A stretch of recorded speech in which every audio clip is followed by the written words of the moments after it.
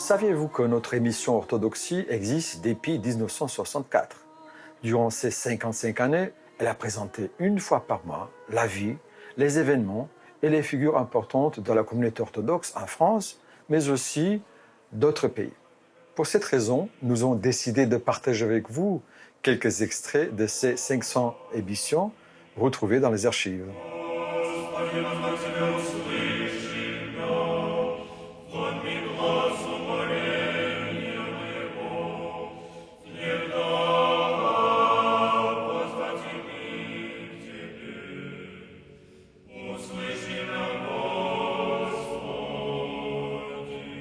Tout a commencé avec la diffusion de la messe catholique de l'année 1948. À Notre-Dame de Paris, dans la nuit de Noël 1948, pour la première fois au monde, une messe est télévisée. Le mystère de la naissance de Christ est célébré par son éminence le cardinal Suard, archevêque de Paris. Au Vatican, sa sainteté, le pape Pie XII, le jour de son premier message à la télévision, s'entretient avec les techniciens.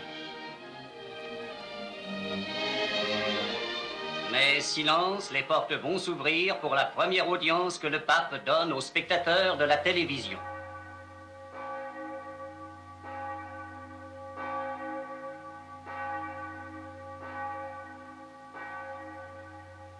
Voici les jours que le Seigneur a fait. Réjouissons-nous de l'allégresse. Au dernier Noël, dans un rayon encore restreint, de nombreux fidèles, retenus à la maison par l'infirmité ou par les devoirs, ont pu, grâce à la télévision, suivre par la vue et par l'ouïe la messe de minuit célébrée par leur vénéré cardinal à Notre-Dame de Paris. Étape par étape, les progrès de la science et de la technique, radio et cinéma, en ont acheminé la réalisation vers cette télévision dont nous jouissons à présent. L'État est foncièrement laïque et le service public a des règles qui sont des règles d'État. Mais que les grands cultes qui accomplissent aussi tout un travail qui n'est pas simplement un travail confessionnel, mais qui est aussi un travail souvent social, caritatif, un travail aussi intellectuel.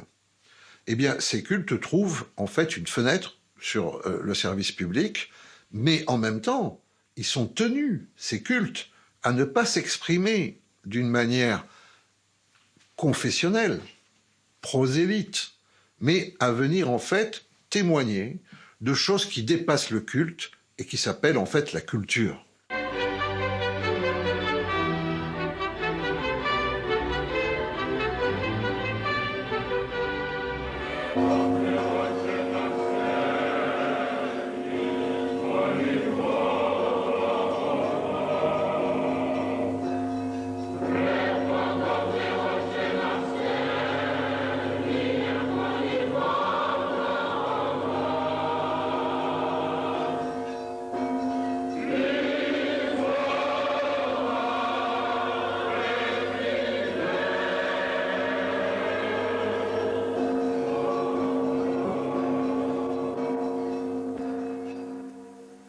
Ces images, ces chants nous viennent de Russie. Le patriarche Alexis, l'actuel patriarche de Moscou, bénit la foule venue l'acclamer lors de son intronisation. Nous sommes, vous le devinez, chez les orthodoxes. C'est en effet à l'orthodoxie que nous consacrons aujourd'hui ce dernier magazine du Carême catholique 1962. Il semble que cette église orthodoxe, déjà si vieille pourtant, fasse preuve, malgré les difficultés présentes, d'une très grande vitalité spirituelle. Monsieur Clément, vous êtes historien et théologien orthodoxe, qu'en pensez-vous? J'aime à penser que l'Église orthodoxe est cette jeune fille aux cheveux blancs dont parle un texte de l'époque apostolique. Elle date en effet de l'Ascension et de la Pentecôte, mais elle ne cesse pas d'être renouvelée par l'esprit vivifiant qui habite en elle. Voici par exemple la photographie d'un prédicateur laïque dans la Grèce d'aujourd'hui, signe du renouveau de la prédication et de l'apostolat dans beaucoup de pays orthodoxes, notamment en Grèce. Voici encore un peintre en train de peindre le grand visage d'un Christ au fond d'une coupole. Ici aussi, nous avons un renouveau de l'iconographie traditionnelle, non seulement en Grèce, mais à Paris même. Et enfin, il faudrait évoquer, dans les pays au-delà du rideau de fer, ce témoignage de l'Église orthodoxe, qui a voulu être présente là-bas humblement, légalement, pour porter son témoignage à l'intérieur même de cette société nouvelle, et peut-être tenter de transfigurer du dedans cette société. Ainsi, le patriarche de Roumanie demandant à ses moines de participer à la transformation de la nature que prône le régime, mais dans une perspective, dit-il, de transfiguration spirituelle et de déification, le nom de Jésus dans le cœur. Il y a un devoir d'objectivation. Qu'est-ce que nous avons à dire à nos compatriotes? Voilà. Ça, c'est un premier point. Le deuxième point, il était certainement vital dans des périodes où les religions étaient complètement muselées à l'Est, n'est-ce pas? Il était certainement vital que le service public apporte un témoignage sur un statut religieux qui participe de la vie civile et qui, en fait, n'entend ni dominer la vie civile, ni dominer la conscience des fidèles, mais qui est un véritable exercice, en fait, d'ouverture. Au commencement, il y a eu un personnage important, si vous voulez, dans la vie de l'émigration russe et de la tradition religieuse russe ici en France. C'est monsieur Constantin Andronikov. Andronikov, est issu d'une grande famille, en fait, princière russe et géorgienne. Il a choisi la France libre tout jeune et il est le traducteur et interprète du général pour deux langues, l'anglais et le russe. Ce russe qui est si important, évidemment, à l'époque, au regard de l'Union soviétique. Et lorsqu'il a entendu parler qu'il y avait ce projet d'agrandir les émissions religieuses avec une partie qui pourrait concerner les chrétiens d'Orient. Et à ce moment-là, il est intervenu pour dire, mais les chrétiens d'Orient, il y a les chrétiens orthodoxes aussi. Et voilà qu'en fait, il intercède. L'orthodoxie doit accéder à une représentation. Et donc, l'orthodoxie va se montrer à la télévision. Ce qui veut dire qu'en fait, elle va enfin accéder à une représentation dans la vie nationale de la France. C'est un grand moment. Et ce moment-là, en fait, va être déterminant, non seulement parce que l'orthodoxie va devoir se montrer et donc s'objectiver, mais aussi parce que, désormais inscrite dans une mission de service public, elle va apprendre, en fait, aussi ce que la religion signifie en France, particulièrement par rapport à la laïcité. Louez le nom du Seigneur.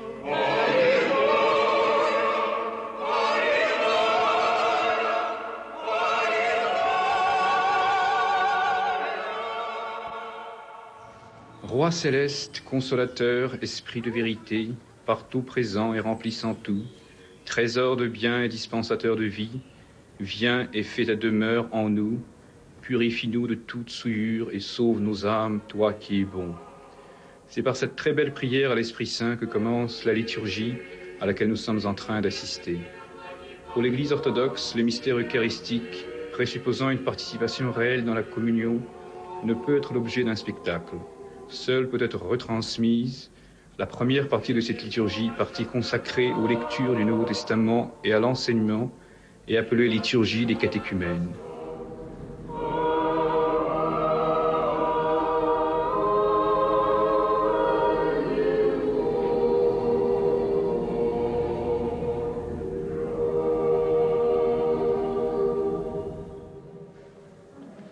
Le lecteur va lire les versets tirés du psaume 18 qui précède la lecture des Actes des Apôtres. Les cieux racontent la gloire de Dieu, le firmament annonce l'œuvre de ses mains.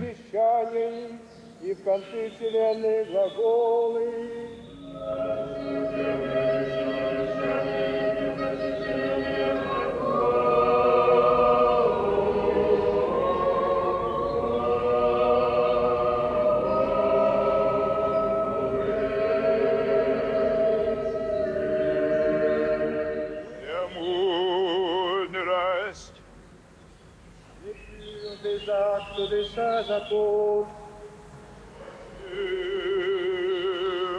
Le jour de la Pentecôte, ils étaient tous ensemble dans le même lieu. Tout à coup, il vint du ciel un bruit comme celui d'un vent impétueux, et il remplit toute la maison où ils étaient assis, des langues semblables à des langues de feu. Nous sentions que c'était absolument nécessaire que dans la cartographie religieuse en France, l'orthodoxie soit représentée. Alors qu'il y a d'autres communautés chrétiennes et des communautés non chrétiennes, évidemment, qui les filent. Donc, je dirais que c'est une présence indispensable et nécessaire.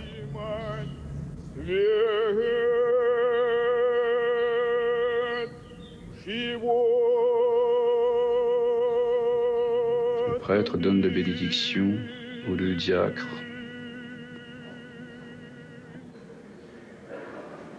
Nous allons quitter maintenant la cathédrale de Nice et notre émission va se poursuivre par une courte homélie sur le thème de la Pentecôte de Monseigneur Antoine, archevêque de Souroche et exarque du patriarche de Moscou. C'est à nous, non pas individuellement, mais tous ensemble, à révéler ce qu'est l'Esprit de Dieu. L'Esprit de filiation, celui qui fait de chacun un fils, qui fait de chacun un membre d'une famille nouvelle, celle de Dieu, du royaume éternel. Amen.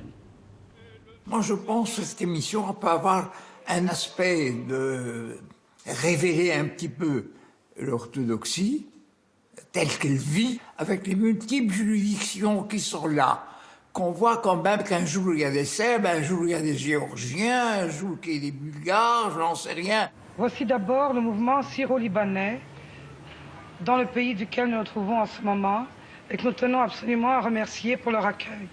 Nous sommes heureux de vous présenter maintenant le groupe finlandais. Voici les délégués venus de France. En grande majorité, nous sommes membres de l'Action chrétienne des étudiants russes. Pourrais-tu dire ce que tu ressens et ce que ressentent les délégués grecs quand ils entendent les autres délégations prier dans leur langue? Nous voudrions savoir plus sur ce groupe de jeunes orthodoxes de Suisse. Nous représentons une faible minorité orthodoxe à Genève et notre groupe n'est pas assez nombreux pour que nous soyons des membres réguliers du Syndesmos. Nous nous trouvons aujourd'hui à Brouman, dans le Mont Liban, où se déroule la première conférence pan-orthodoxe de la jeunesse, organisée par Syndesmos, Fédération mondiale des mouvements de jeunesse orthodoxe. L'un des buts les plus importants de cette fédération est d'établir au niveau de la jeunesse des contacts de plus en plus étroits entre les différentes églises orthodoxes nationales, unies dans leur foi, mais souvent séparées sur le plan de la vie par les vicissitudes de l'histoire et des types de cultures différents. L'homme nouveau dans un monde nouveau, tel est le thème principal de ce congrès. Professeur Niésiotis, vous avez milité depuis longtemps dans le cadre des mouvements de jeunesse d'orthodoxes grecs. Vous êtes également l'un des fondateurs de Syndesmos. Pouvez-vous nous parler du rôle des laïcs grecs dans le renouveau de votre Église? C'est de faire de dirigeants laïcs pour le catéchisme et l'évangélisation et d'apporter le message de l'Église orthodoxe dans les lieux où nos fidèles orthodoxes travaillent dans leur vie professionnelle ou dans le cadre de leurs études universitaires. Père Lev Gillet, vous avez été affecté par le patriarche écuménique au service des besoins spirituels du Syndesmos et vous avez été notre guide spirituel au pèlerinage de Jérusalem. Nous avons été profondément émus par des lieux saints communs aux trois religions du livre, l'esplanade du dôme, l'emplacement du temple, qui est vénéré également par les fidèles de l'Ancien Testament, de l'Évangile et du Coran. Et ce contact avec un lieu sacré pour trois grandes religions a été pour nous l'occasion de penser à l'unité devant Dieu. Sophia Solomondos to anagnosma. Sophia proschomen. La journée se termine par les vêpres célébrées en plusieurs langues sur une terrasse face à la mer.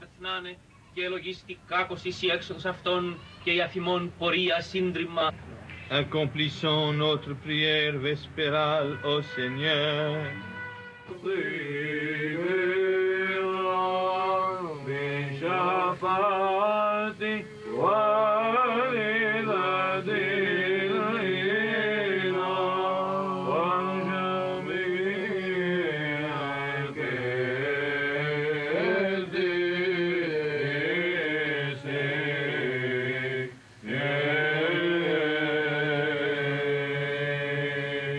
εδοκίμασεν αυτούς και ως ολοκάρπωμα θυσίας προσεδέξατο αυτούς και εν καιρό επισκοπής αυτών αναλάμψουσι και ως πινθύρες εν καλάμι διαδραμούνται. C'est sur ces images des vêpres que nous terminons notre reportage du Liban, en vous rappelant que notre prochaine émission aura lieu le dimanche 5 décembre à 9h30. Cette collection d'émissions à travers bientôt 6 décennies, 55 ans, c'est aussi une formidable archive de l'histoire de l'intégration en France. Par-delà les pesanteurs politiques, sociologiques, par-delà les identités et les identitarismes, eh bien ça va être l'émission Orthodoxie, parce que là, on se montre, et quand on se montre au reste du monde, on a intérêt à être en bon ordre.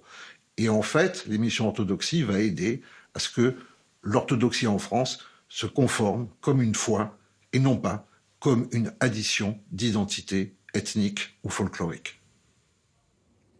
Lors du congrès de la jeunesse orthodoxe de langue française qui vient de se tenir à Montgeron, nous avons célébré une liturgie entièrement en français. Et cette manifestation nous a semblé une bonne occasion ou un bon prétexte pour parler aujourd'hui de ce problème de l'introduction des langues vivantes dans la liturgie et en l'occurrence du français. Et à ce propos, Marina Tchertkov, vous qui, comme beaucoup d'entre nous, êtes d'origine russe, que pensez-vous justement du français à l'Église ? Eh bien, pour moi, le problème de la langue liturgique en français ne se pose pas tellement, en effet, puisque j'ai été élevée dans une famille où le russe était toujours exigé et que j'ai été dans une église où c'était toujours en slavon. Mais quand je pense aux nombreux jeunes que je connais qui portent un nom russe et qui cependant ne savent pas toujours parler le russe parce que l'un des parents est français, eh bien, et qui vont toujours à l'église où le slavon est pratiqué parce que c'est la tradition, mais qui n'y comprennent rien, eh bien, je pense que la langue française est ici utile et même indispensable à leur initiation liturgique. Je crois que ces problèmes de langue, Cyril Elchaninov, vous les avez rencontrés et vous les rencontrez également. Oui, ce sont des problèmes que nous confronterons, si je peux dire, quotidiennement, dans nos camps, dans nos différentes activités, dans les congrès. C'est un problème qui soulève beaucoup de discussions. De toute manière, je crois que par-delà les polémiques et par-delà les revendications quelquefois aigres, je crois que nous devons tous travailler à réaliser ce que nous désirons qu'il soit, car l'avenir de l'Église orthodoxe en France, ce ne sont pas nos pères qui le feront, c'est nous. Chacun des producteurs a apporté sa personnalité. Avec Konstantin Andronikov, on est un peu dans cette ORTF, d'Alain Perfit, encore un peu la télé qui véritablement, là pour le coup, la télévision d'État. Ensuite, avec Gabriel Masnev, qui a été producteur, il faut s'en rappeler, on passe à un exercice qui est plus, je dirais, esthétique et plus intellectuel. Et c'est Gabriel Masnev qui m'a appelé. Moi, j'étais jeune étudiant à l'époque, parce que je suis rentré à l'Institut de théologie à l'automne 1969. Et il m'a appelé pratiquement au début des années 70. Il m'a demandé de m'investir, n'est-ce pas, dans les émissions religieuses. Nous avions une association pour la télévision avec un petit budget on faisait des collectes comme ça, on avait un petit budget, pas grand-chose, mais et à cette association participaient tous les représentants des différentes communautés. On élaborait ensemble les thèmes, n'est-ce pas, pour 6 mois, par exemple, on se réunissait 2 fois par an. J'ai eu aussi la chance d'avoir une période où il y avait des hommes quand même qui avaient une certaine stature, si vous voulez, je dirais, théologique, spirituelle, humaine, n'est-ce pas ? On avait Olivier Clément, que j'ai interviewé beaucoup, le père Boris Bobrinskoy, le père Alexis Kniaziev, les quelques professeurs de l'Institut Saint-Serge, le père Schmemann quand il était de passage. Bonjour. En ce temps de carême, l'Église nous convie à nous interroger sur notre vie chrétienne. Pour cela, nous avons invité 2 théologiens spécialistes de la théologie liturgique. Le père Alexandre Schmemann, qui est doyen du séminaire de Saint-Vladimir à New York et que nous sommes heureux d'accueillir dans notre émission. Et un autre ancien élève est professeur à l'Institut de théologie Saint-Serge, Constantin Andronikov, qui enseigne lui aussi la liturgie. Pourriez-vous nous aider à entrer davantage dans cette théologie du carême, dans cette spiritualité du carême? Il me semble que, en parlant à l'homme moderne, n'est-ce pas, l'homme qui n'a pas beaucoup de temps et qui veut saisir l'essentiel, il me semble qu'il faut tâcher de redécouvrir dans la prédication, dans la pastorale, dans la liturgie, les deux dimensions, les deux épiphanies essentielles dans le carême.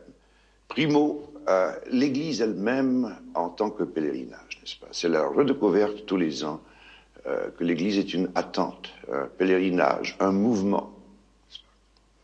C'est de nouveau les 40 jours. L'Église est toujours tout de même tendue vers non pas la survie, non pas la vie dans l'autre monde dont on connaît rien, n'est-ce pas, mais vers la plénitude. Et la deuxième, c'est l'homme, n'est-ce pas, l'homme comme tel. Le christianisme n'est pas une idée, le christianisme n'est pas une théologie, le christianisme n'est pas une église abstraite, une morale. Le monde est sauvé chaque fois qu'un homme est sauvé.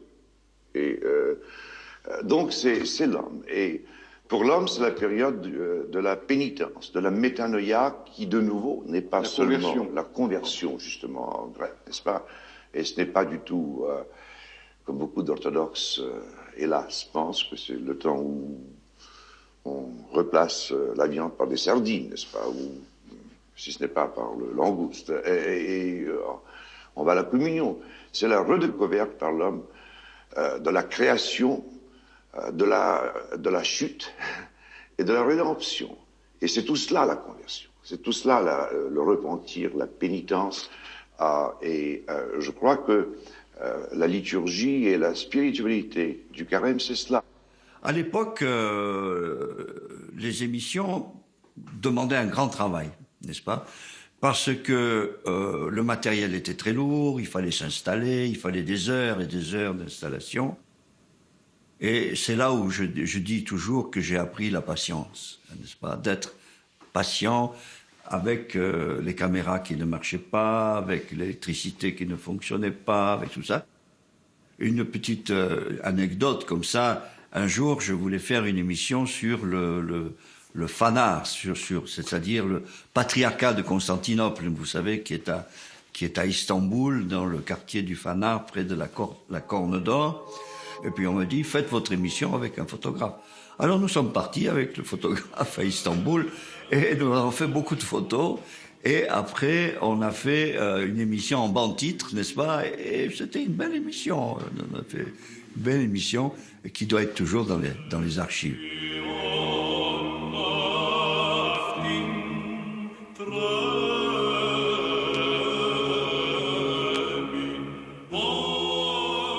Voici la demeure du patriarche Dimitrios Ier et cet ensemble de bâtiments avec l'église Saint-Georges que l'on appelle le Phanar.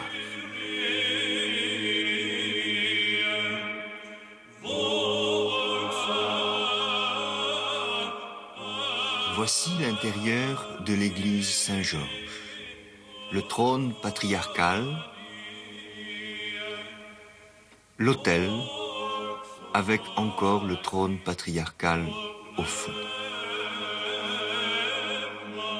Le patriarche Dimitrios Ier dans son bureau, qui nous a reçus lors d'une récente visite.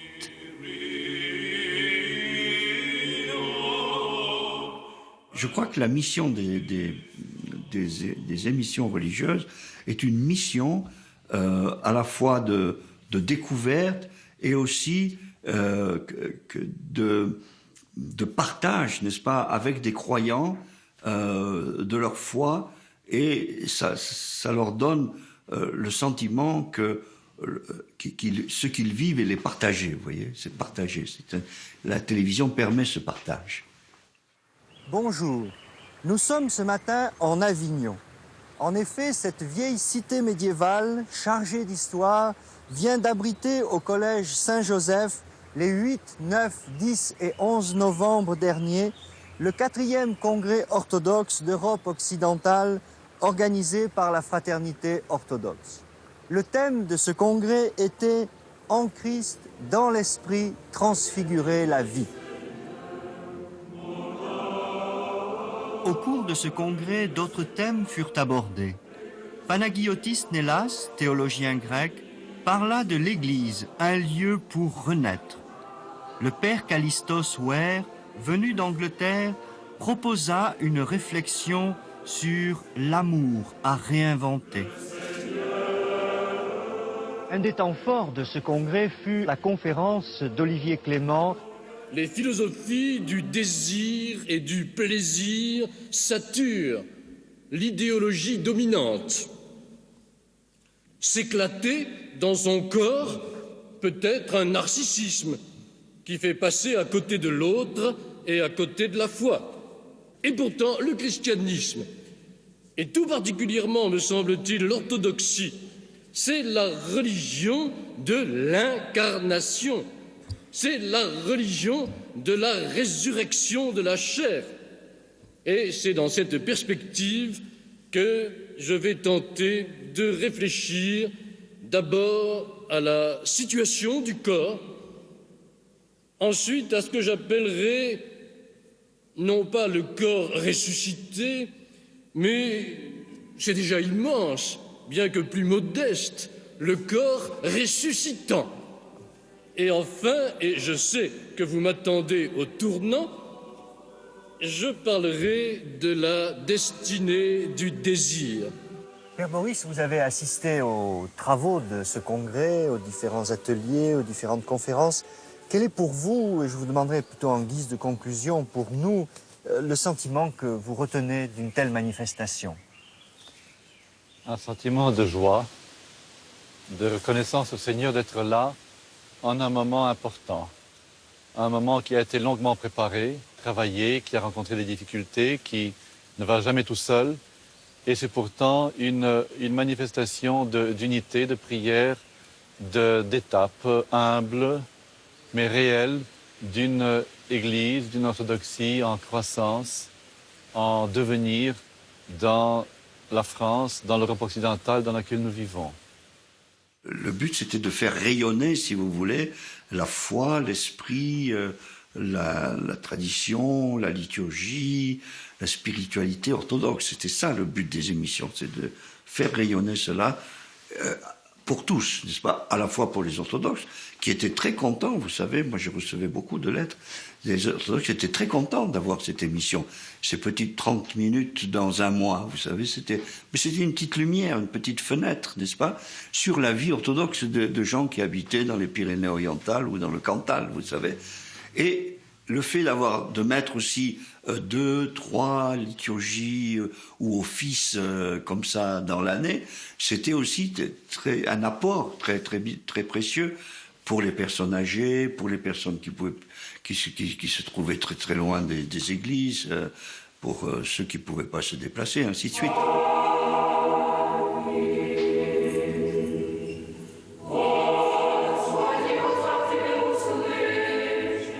Le chœur, sous la direction de M. Eugène Evetz, commence le chant du psaume 140, cette grande prière du lucernaire. Seigneur, je crie vers toi, exauce-moi, exauce-moi, Seigneur. Que ma prière devant toi monte comme l'encens, l'élévation de mes mains comme le sacrifice du soir. Et pendant ce chant, on encense de nouveau l'autel, l'église, les icônes et les fidèles.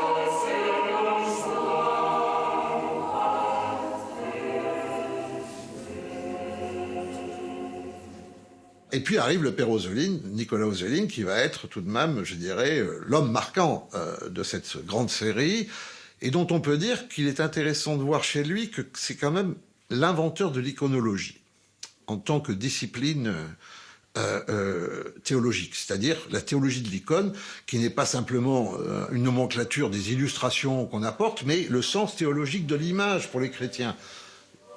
Conception vitale dans l'orthodoxie, n'est-ce pas ? Mais qui est véritablement aussi un savoir.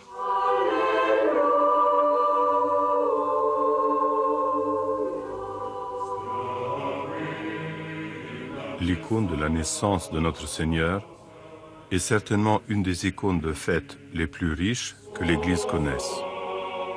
Riche aussi bien en éléments figuratifs qu'en enseignements théologiques.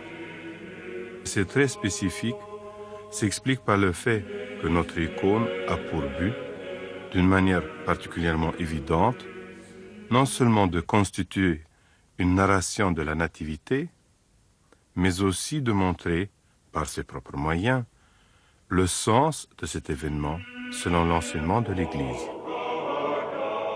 Ainsi, l'icône de la nativité est une image composée de 5 scènes juxtaposées.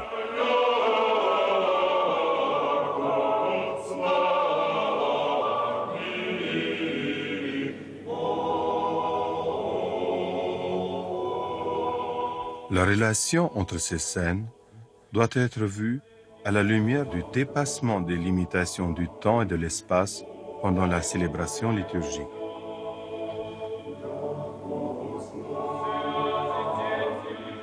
Ces 5 scènes, qui ne coïncident pas toutes dans le temps et l'espace, ont été rassemblées pour être contemplées d'un regard synthétique suscité par la liturgie qui réunit la vénération de l'événement et l'enseignement de sa signification.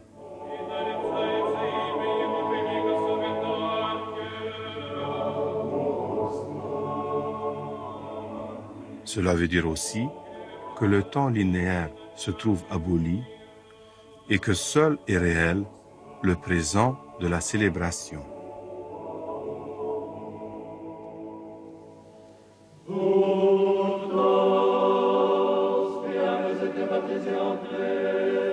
L'icône, qui est le sujet de notre émission, en quoi est-ce que l'icône peut-elle intéresser un médiologue comme vous? L'icône est un vecteur de grâce, est un vecteur d'action qui passe à travers une matière sensible, colorée, qui fait passer quelque chose d'intelligible ou quelque chose d'absent.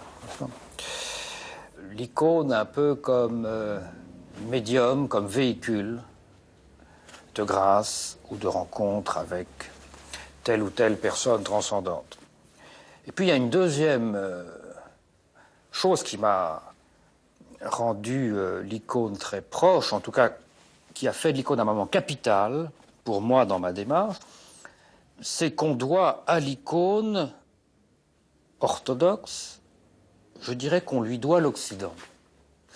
C'est bizarre, mais je veux dire que c'est tout de même par l'icône et par ce qui s'est passé à Byzance autour de la légitimation de l'icône que l'image a été introduite dans une culture monothéiste. Et c'est tout à fait exceptionnel. Je dis, c'est une boutade que Hollywood est né à Byzance, c'est-à-dire que les monothéismes, pensons à l'islam ou pensons au monde judaïque, sont iconophobes, iconoclastes, ou en tout cas ont des penchants vers l'iconoclasme. Et il y a eu ce miracle civilisationnel pour moi, je ne dis pas théologique, même si ce miracle a eu une traduction théologique, mais personnellement je ne suis pas orthodoxe. Mais je considère qu'il y a eu là une chance historique unique dans l'histoire du monde. Voilà. Dans l'orthodoxie, dans l'émission, on parle pas simplement des orthodoxes, et il n'y a pas que des orthodoxes qui parlent aux orthodoxes. C'est bien là tout l'enjeu, et c'est bien là, je dirais, tout le mérite.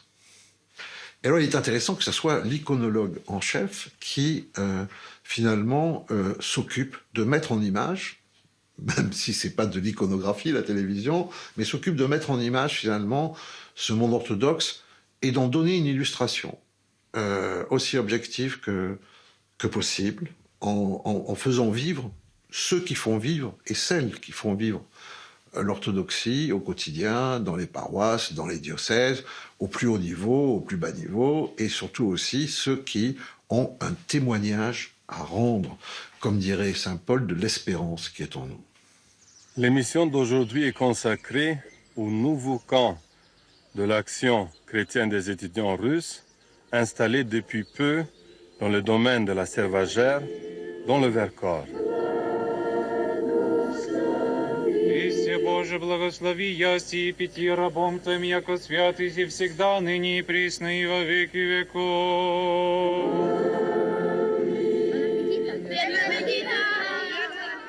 À ce moment-là, Dieu a dit, puisque c'est comme ça, eh bien, vous allez pendant 40 ans traverser le désert. Ce n'est pas vous qui arriverez à la terre promise, ce sont vos enfants. J'étais catéchète. Et j'avais été interviewée sur comment se passent les cours. Et à ce moment-là, donc j'avais expliqué que la difficulté venait du fait que les enfants étaient catéchisés d'une manière complètement différente. Nous avons des enfants qui vivent maintenant dans un monde complètement déchristianisé. Les notions avec lesquelles les enfants venaient il y a quelques années, ils ne les ont plus. Donc nous avons été obligés maintenant d'enseigner la base. Nous aurions raté notre émission si nous n'avions pas donné la parole aux premiers intéressés, c'est-à-dire aux jeunes membres et aux enfants de ce camp. Tatiana, qu'est-ce que tu aimes le plus au camp? J'aime bien les jeux après le soir, avant la prière, le soir. Puis la sieste, on peut faire ce qu'on veut, mais on doit rester dans la tente. L'économa aussi, le dimanche, après la sieste. Qu'est-ce qu'il y a à l'économa? On achète des bonbons. Tous les ans, j'y retrouve tous mes amis. Et puis, mon père, il venait. Mon grand-père a été l'aumônier du camp pendant 30 ans. Et je suis contente d'y revenir tous les ans. Le but principal de ce camp, c'est moins d'apprendre la catéchèse, plutôt que de faire vivre aux enfants une vie basée sur ce que nous a appris Jésus, l'amour entre les personnes, et où on essaie, et on arrive en général, à ce qu'il n'y ait pas d'autoritarisme. Le personnel qui se trouve là se trouve au service des enfants. Voilà, et on demande aux enfants également d'essayer d'oublier le fait, comme on leur dit dans notre monde moderne, il faut avancer, il faut être le premier, il faut écraser les autres. Voilà, on passe 15 jours, un mois, dans une ambiance fraternelle où tout ce monde, toutes ces notions sont perdues, où les enfants jouent, où les enfants prient, le matin, le soir, et où il y a une liturgie par semaine. Le Fils et le Saint-Esprit, et maintenant et toujours dans les siècles des siècles. Amen. Notre Père, qui es aux cieux, que ton nom soit sanctifié, que ton règne vienne, que ta volonté soit faite sur la terre comme au ciel. Donne-nous aujourd'hui notre pain de ce jour. Pardonne-nous nos offenses. J'ai été en effet très, très heureux de participer à une émission de l'émission Orthodoxie en novembre 1992. Ça fait plus d'un quart de siècle. Et comme votre émission couvre toutes les églises orthodoxes qui constituent l'église orthodoxe, ce jour-là, l'émission était consacrée à une paroisse orthodoxe serbe, Sainte Parascève. Ça a été filmé à Montgeron, dans une chapelle qui a été décorée par le très grand iconographe qui est Grégoire Krug. Et c'était l'occasion pour nous de présenter l'église serbe, nos coutumes, notamment la slava, la fête du saint patron de chaque famille orthodoxe serbe.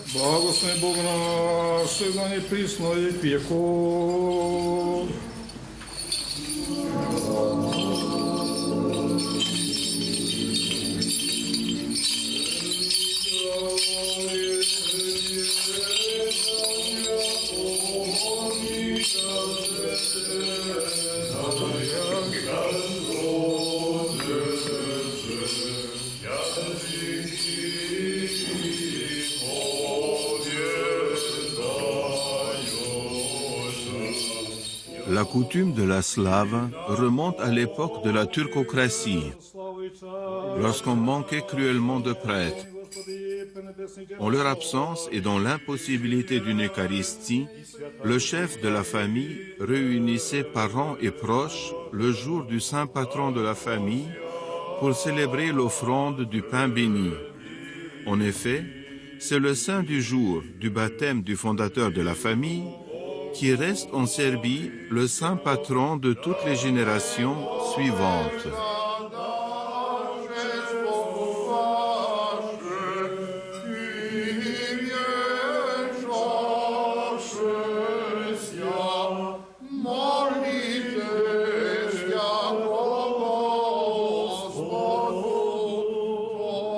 Cette émission de novembre 92 a eu un très bon impact, non seulement sur les Français d'origine serbe, mais aussi sur de nombreux Français qui ne connaissaient pas grand-chose à l'orthodoxie.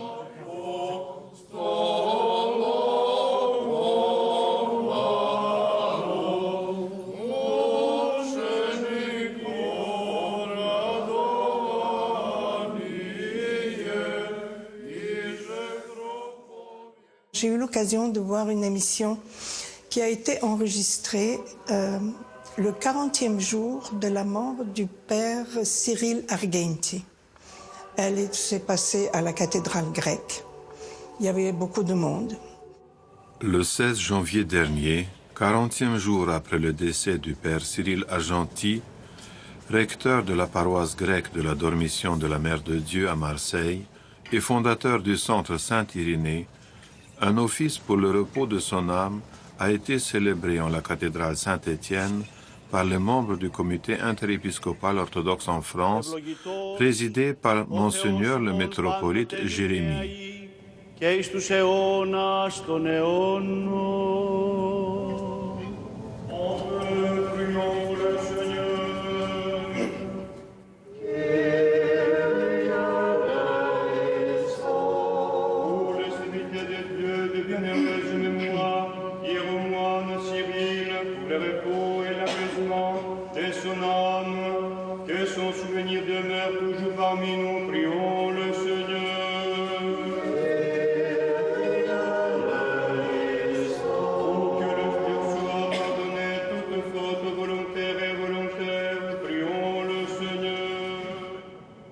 C'était un mystique, d'une spiritualité sans rien de mièvre ou de piétiste, car elle était amour du Christ, intégration au Christ, imitation du Christ. Il fallait le voir à l'office des saintes souffrances, le samedi saint, se charger de la croix avec des paroles déchirantes en s'identifiant totalement au crucifié. Il fallait l'entendre à la fin d'un rassemblement de jeunes lire d'une voix éclatante la prière sacerdotale dans l'évangile de Jean, cet immense appel à l'amour, qu'il soit un comme nous sommes un. Cette unité, c'était son lieu. Pour conclure, je voudrais simplement vous lire le message qu'il a dicté pour ses amis de Marseille et d'ailleurs au moment où il allait entrer en agonie. À un moment particulièrement critique, je me fais lire le récit de la résurrection de Lazare et la parole du Christ à Marthe, celui qui croit en moi ne mourra jamais. C'est donc l'occasion d'accepter, s'il le veut, de le rencontrer. Je me rends compte que cette rencontre constitue l'événement essentiel de l'existence humaine. Tout le reste n'est que vanité, mais le Christ est vraiment ressuscité. Ce qui a été intéressant dans cette émission, c'est qu'il y a eu, d'une part, l'évocation par Olivier Clément, donc quelqu'un qui parlait très bien, de la personne du Père Cyril. Il se connaissait bien, donc ce qu'il a dit du Père Cyril était très intéressant. C'était entrecoupé par un sermon que le Père Cyril avait fait, je ne sais pas quand, ni où, dans une église en tout cas, mais ça devait être un sermon qu'il avait fait à Pâques. Et là, il a parlé de la résurrection comme je n'ai jamais entendu quelqu'un parler de la résurrection.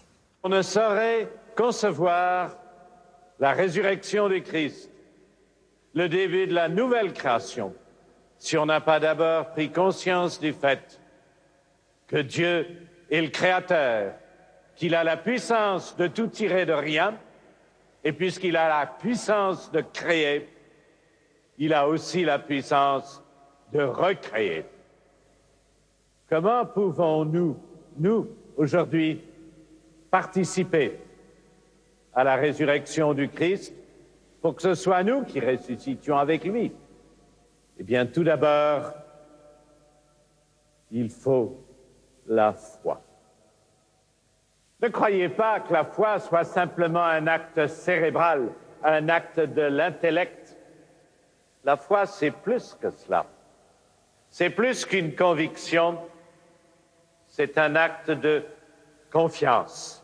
Ce mélange donc de prière, de catéchèse et en même temps d'évocation d'une personne vivante qui est orthodoxe et qui vit l'orthodoxie était extraordinaire. Je crois que ces trois moments sont importants dans les émissions orthodoxie.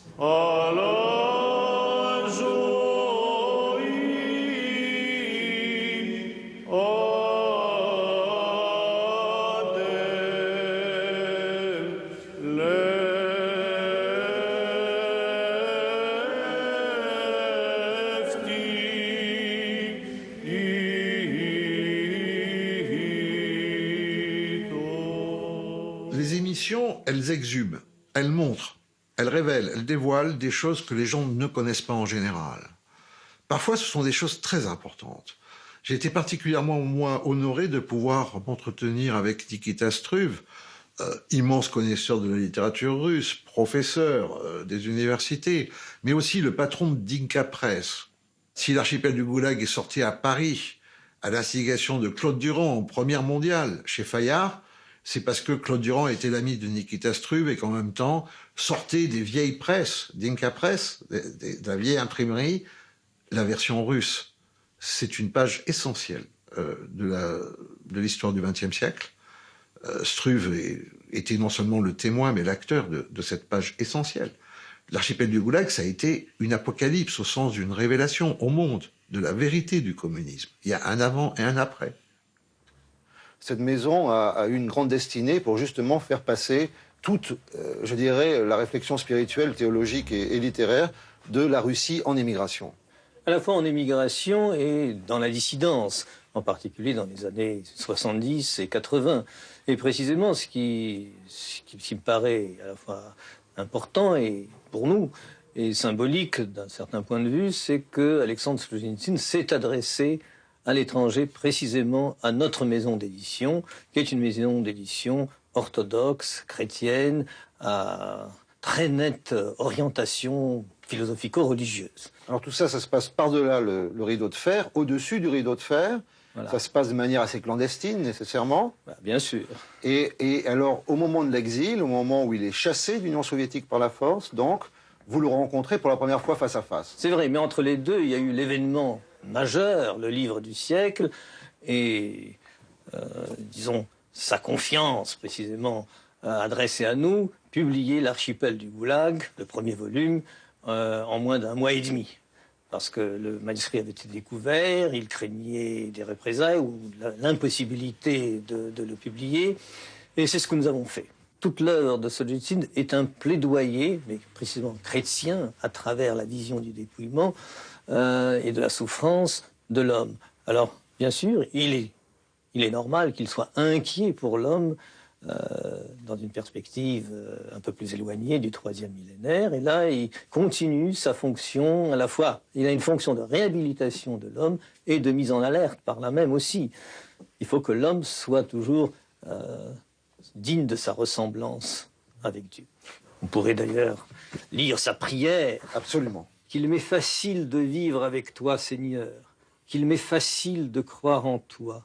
Quand dans la perplexité, mon esprit se dérobe ou défaille, et que les plus intelligents ne voient pas plus loin que ce soir, et ne savent ce que de demain il faudra faire, d'en haut tu envoies la certitude claire que tu existes, et que tu veilles à ce que toutes les voies du bien ne soient pas fermées. J'ai toujours vu aussi une forme de respect, d'attention, de volonté de comprendre, qui montre bien que ces émissions, ce sont des émissions de médiation. Ce sont des émissions d'auto-révélation de ceux qui sont d'un côté et de ceux qui sont de l'autre. Ce sont des émissions de passage. Ce sont des émissions de divulgation. Ce sont des émissions où on se fait connaître en quelque sorte et on se laisse connaître. Et de ce point de vue-là,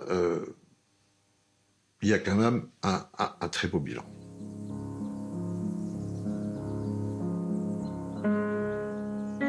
Au monastère Saint-Silouan dans la Sarthe, vit et prie Mère Thaïs, ermite de 90 ans. J'étais dans un milieu athée, n'est-ce pas, et athée scientifique. Alors je souffrais beaucoup de ça. J'avais besoin de Dieu. Ma grand-mère me parlait de Dieu, bien sûr. Les grand-mères, c'est pour ça qu'elles sont faites. Alors, c'était pas toujours un Dieu tellement attirant pour moi, mais enfin, bon, ça me mettait quand même dans la tête qu'il y avait quelque chose de possible. Et j'ai cherché jusqu'à ce que je trouve. À l'âge de 20 ans, vous êtes entré 22 ans, quelque chose comme ça, oui. Dans un couvent. Parce que je voulais quitter le monde, je ne me plaisais pas du tout dans le monde. Il n'y avait rien qui m'attirait là-dedans. Alors, je me suis dit que c'est la seule chose raisonnable à faire, c'est d'entrer dans un couvent. Mais bon, j'ai tout fait un petit peu là-dedans. Mais je suis resté 20 ans. Un jour, vous vous êtes trouvé devant Monseigneur Antoine. Oui, voilà. Qu'est-ce que vous lui avez dit dans la porte quand vous êtes arrivé? Je lui ai dit, Monseigneur, je viens du catholicisme et je vous dis que j'ai beaucoup de reconnaissance au catholicisme. Je ne suis pas contre. Mais je suis attiré par l'orthodoxie. Et il a compris. Il a été très content. Il m'a dit, je suis très content que vous ayez cette manière de voir les choses.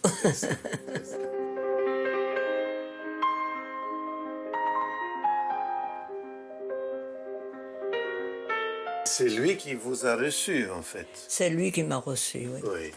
Mais finalement, vous n'êtes pas resté à Paris. Vous avez décidé de... Moi, je ne reste pas à Paris, ni à Marseille, ni à Bordeaux, ni rien de tout ça. Non, je m'en vais. Dieu m'a aidé, m'a conduite comme ça. Jusqu'ici, c'est le paradis pour moi. Dans cet endroit, il y avait une très vieille église qui avait été restaurée plusieurs fois, enfin une chapelle, qui était romane. Évidemment, tout ça a été écroulé. Mais enfin, bon, moi, j'avais fait ma cuisine, une petite cuisine, dans un ancien ermitage comme ça, qui avait encore son fondement, quoi, sa petite base. Oui. Mais en fait, comme elle ne voulait rien prendre à la création de vivant, elle recueillait en fait le bois qui était tombé des arbres pour faire son feu, pour être dans l'équité face au vivant. Et elle était tellement dans l'équité face au vivant que lorsqu'elle s'est récité ses offices, dans cette chapelle de transhumance, où il n'y avait pas de toit, la nuit, dans sa vigile, dans sa veille, eh bien on voyait les écureuils, les oiseaux et parfois les chevreuils, les sangliers venir s'arrêter pour l'écouter et certainement pour prier avec elle. Dans aucun monastère d'hommes les plus réputés, je n'ai trouvé un moine qui vivait une vie aussi dure que cette femme qui non seulement avait sa source d'eau à 2 kilomètres, avait une petite cahute pour son bois, connaissait 6 mois de neige, vivait de le peu qu'elle cultivait, mais qui était véritablement une sainte pour notre temps, dans le sens où, comme le dit l'adage des pères, elle avait transformé la difficulté en royaume. Et le plus étonnant, c'était que des hommes, des femmes venaient la voir, qui très souvent n'étaient pas orthodoxes, qui étaient même voire athées, et pour venir puiser dans la puissance de vie qu'elle avait trouvée dans la radicalité de son choix. Là encore, comme disent les pères, elle était seule face au seul. Ce qu'il fallait, c'est avoir une intimité avec Dieu, c'est d'essayer de rencontrer Dieu dans les textes de l'écriture et tout ça, puis dans la vie, tout simplement, dans la vie qu'il nous fait vivre, n'est-ce pas? De le rencontrer, lui, avoir une intimité, une certaine... enfin, une relation comme on a avec une personne. Enfin, une certaine relation, on ne peut pas avoir... C'est pas la même chose, mais... La foi, pour moi, c'est une décision qu'on prend. Je ne pense pas que la foi tombe sur la tête de quelqu'un comme une araignée au bout de son fil. Je ne crois pas ça. Je crois qu'on prend la décision de croire et après, on se met à étudier la question. Enfin, pas étudier, je veux dire chercher. On se met à prier, on se met à chercher. Et on se rapproche petit à petit de Dieu. Dans le monde actuel qui est si laïcisé, n'est-ce pas, il y a quand même énormément de recherches. Beaucoup de recherches. Parce qu'il n'y a rien. C'est comme moi, qui suis né dans un monde laïque et athée, je cherchais parce que j'avais rien. Mais je mourais de soif et de faim. Ouais. C'est bien, je remercie Dieu pour tout ça.